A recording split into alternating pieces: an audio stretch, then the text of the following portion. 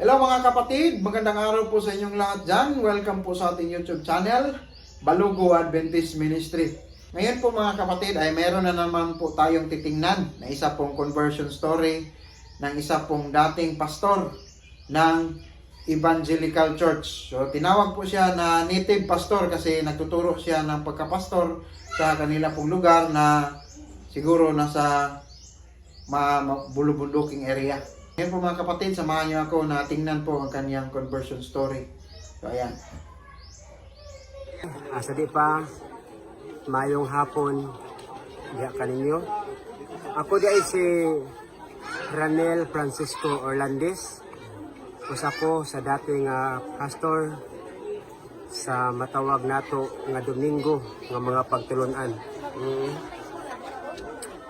Ug usa pud ko sa matawag nga Defender sa Domingo tungod kay sa una manggod samtang ako nagministry kuan pastor sa panahon nga adunay wali sa manini kung unsa ang gibuhat pastor sa kuan sa mga Adventista o sa mga liman ingana usab ang akong buhaton. Oo, magkuhan ka. Pero mo-counter ka. O kumusa ka sila kung gabi akong paunahon pa sa kaon sila pagkahuman musunod ko.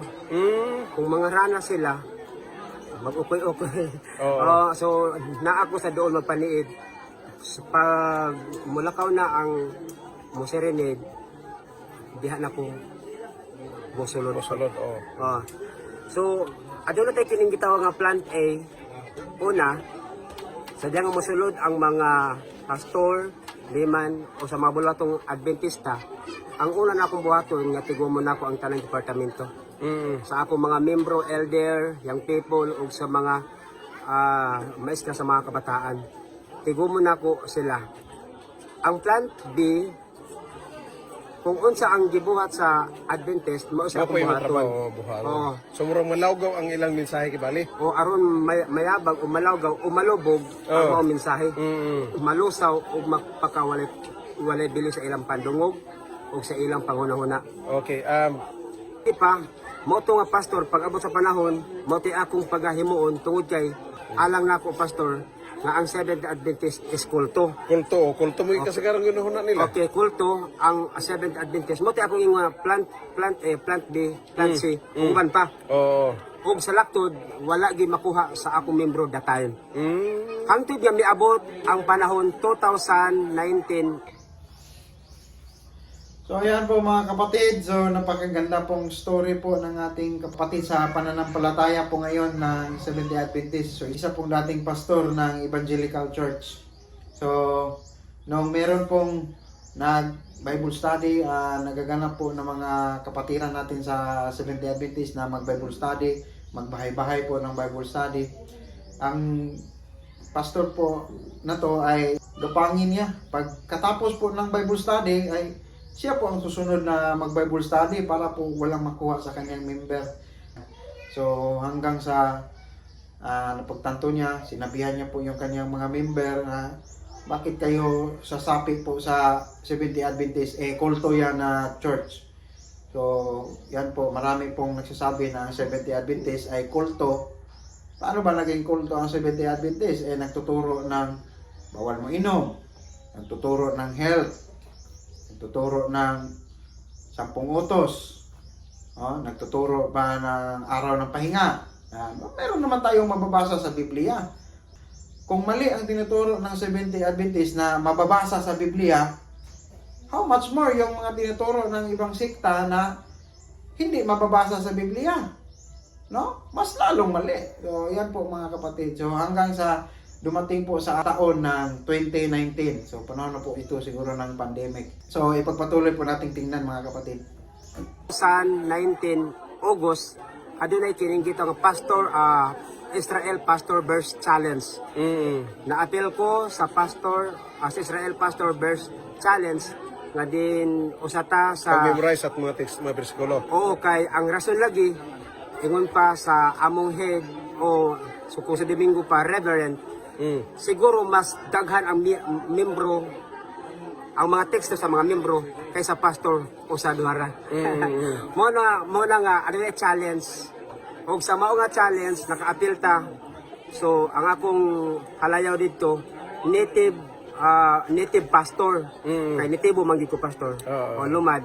So ang akong palayaw dito is native pastor. So na-appeal ta ato nga panahon sa tuig 2019 Dito sa Israel. sa Israel sa may Bethlehem. O mismo sa natawhan sa Ni ato Jesus. Ginoong Hesukristo. Unya di rin ako langalan pag-istorya pastor sa punto na usa ka panahon nga aduna may kining gitawag nga tigom panapos asa sa pasiuna o sa panapos nga tigom dili man gyud mawala ang yung sabat. Pero sa ang kuan naton namo dito English man gyud ang kuan namo dito English. Ingon pa lagi sa presider kung sa kuan pa is MC ingon pa niya Happy Sabbath. So dito nakahunaw ako ngano mag Happy Sabbath man ta.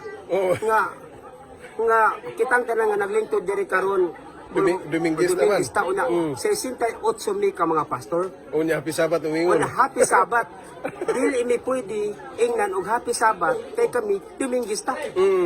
O dili pwede nga ingnan mig Happy Sabbath pero ngano nakaingon man katong MC o presider nga Happy Sabbath.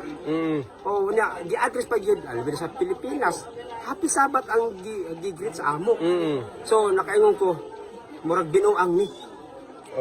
O nakaingon ko sa akong kagalingon nga gidala ta sa atong reverend din sa kulto nga lugar. So mo to pag nga Happy Sabbath akong giingnan si Pastora Roslyn sa akong left side kuna si Pastora Genevieve sa akong right side. Anak ko nga Pastora kay na may pastora lagi dito. Pastora mag Happy Sabbath ta karon. Napa man ta diri.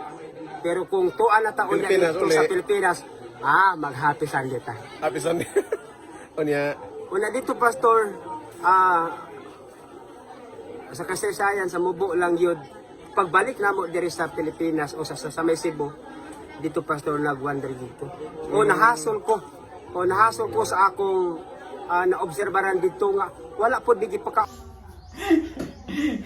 Nakakatawa pong conversion story mga kapatid. So, noong 2019, so meron po silang convention na Bible quiz sa Israel. Habang nandun po sila sa Israel ay nagtataka siya kung bakit yung MC ay nagsasabi ng Happy Sabbath. So, para sa kanya, ang Seventh-day Adventist ay kulto. So, labag sa kanyang kalooban na mag-Happy Sabbath.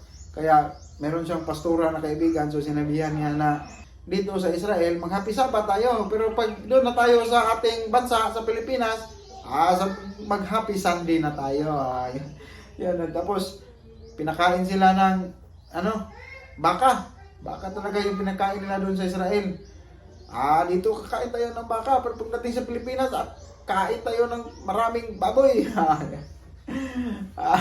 So hanggang sa nabagabag na siya sa kanyang kalooban pag uwi niya sa Pilipinas. So ayan, pagpatuloy natin.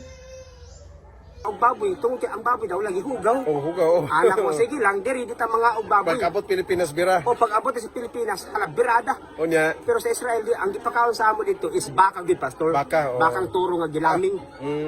Gilitsong gid na siya. Healthy. Healthy food. So karon, sa mga healthy nga pagkaon, wala gipakaon sa amo dito. Pag-abot diri sa Pilipinas, birada gid.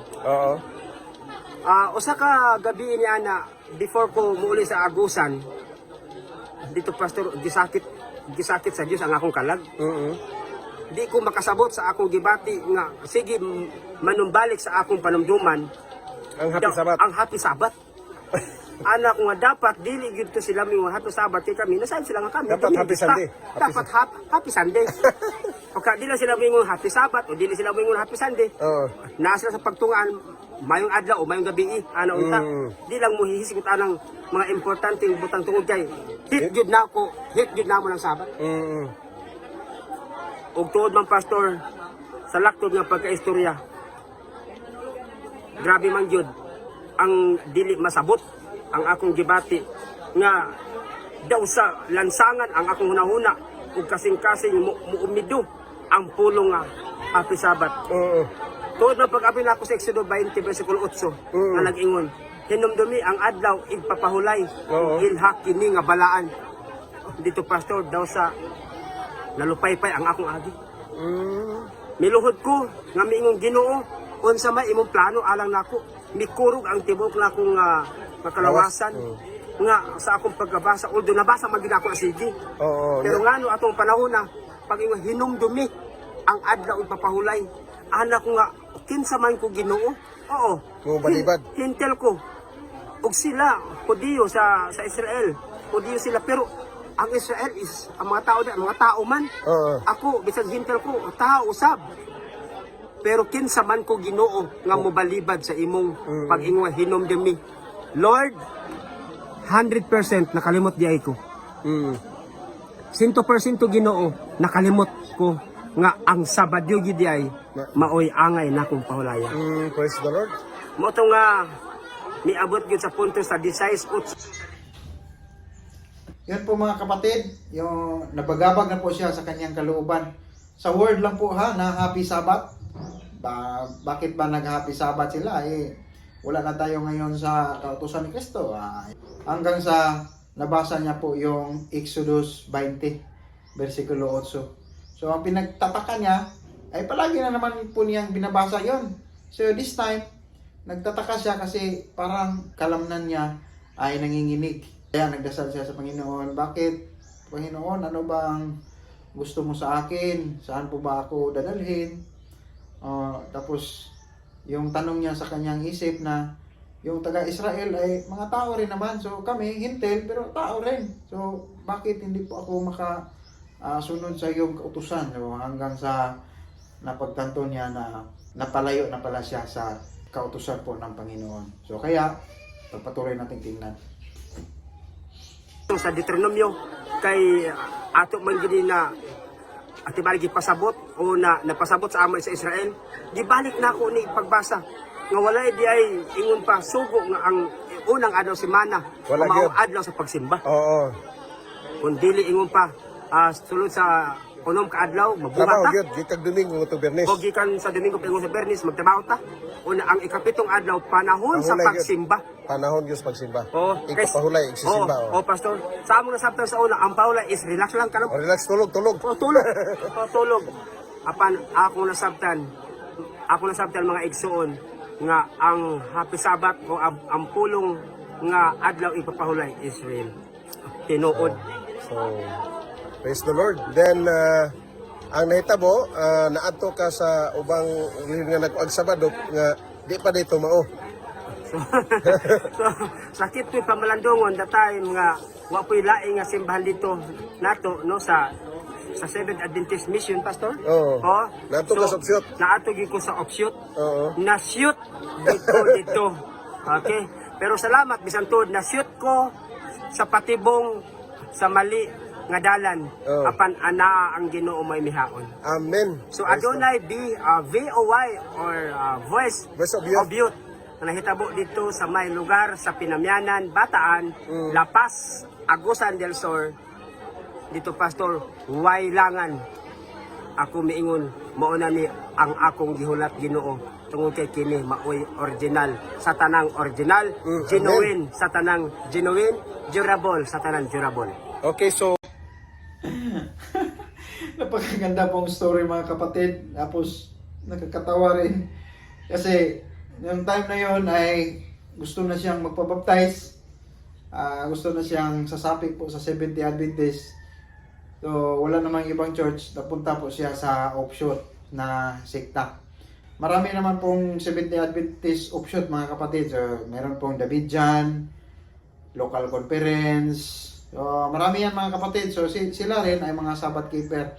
Mga dati rin yan mga Sabadista. Ang gusto nila ay bakit yung tithes. Tithes lang po yung kuha nila, kontra nila. Kasi yung tithes, bakit hindi babalik ba sa kanila. So, alam naman natin mga kapatid na ang tithes po ng Seventh-day Adventist ay papunta po yan ng mission, papunta po yan ng General Conference. Tapos pagdating po sa General Conference, babalik yan sa atin. So, yan na po yung gagamitin sa mga budget po na crusade. Meron tayong krusada, pag-message po na mensahe sa ating Panginoong Diyos. So, kaya sa amin dito sa Seventh-day Adventist, tayo po ang liwanag na magtanim po sa mensahe ng Diyos, tapos ang Diyos na po ang magdilig, magpa-convert po sa isang tao. So, siguro mga kapatid, hanggang dito na lang po tayo. Please don't forget to like, share, and subscribe po sa ating YouTube channel para po ma-notify kayo pag may video tayong i-upload. Bye-bye!